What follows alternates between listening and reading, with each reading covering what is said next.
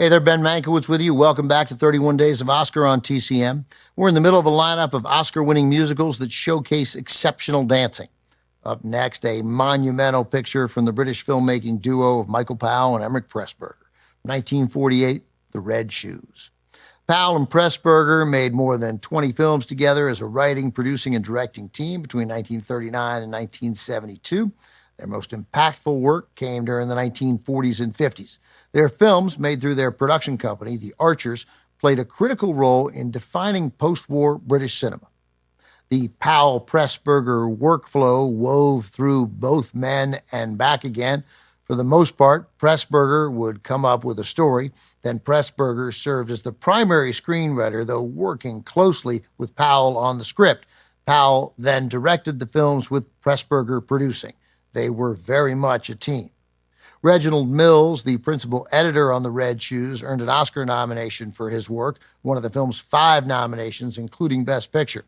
It's a backstage drama following a love triangle between a ballerina, her controlling producer, and the dashing composer she loves. The genesis of the story originated better than a decade earlier with British producer Alexander Korda, who'd asked Powell to come up with a project for Korda's future wife, Merle Oberon. Project stalled. Oberon wasn't a professional dancer. Years later, now a team, Pressburger returned to the idea and convinced Powell to buy the rights from Korda. Powell agreed on 2 conditions.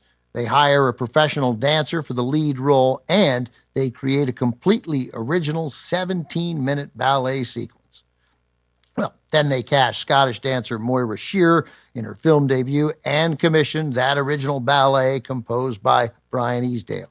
He won the Oscar for his music, one of 2 wins for the film. The other came for Best Art Direction. From 1948, also with Anton Walbrook and Marius Goring, with stunning, though not Oscar-nominated, cinematography from Jack Cardiff. This is The Red Shoes.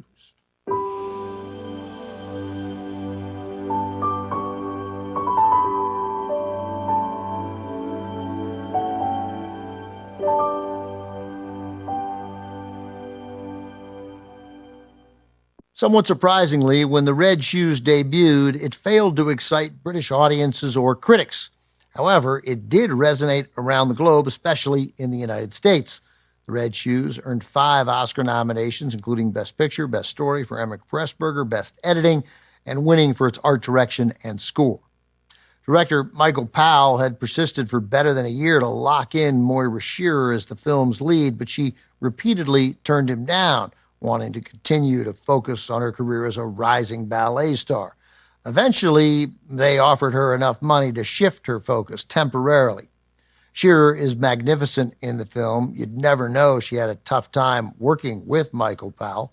That said, Shearer worked with Powell twice more, first on the 1951 Oscar-nominated The Tales of Hoffmann, then in 1960 without Pressburger on Powell's Peeping Tom.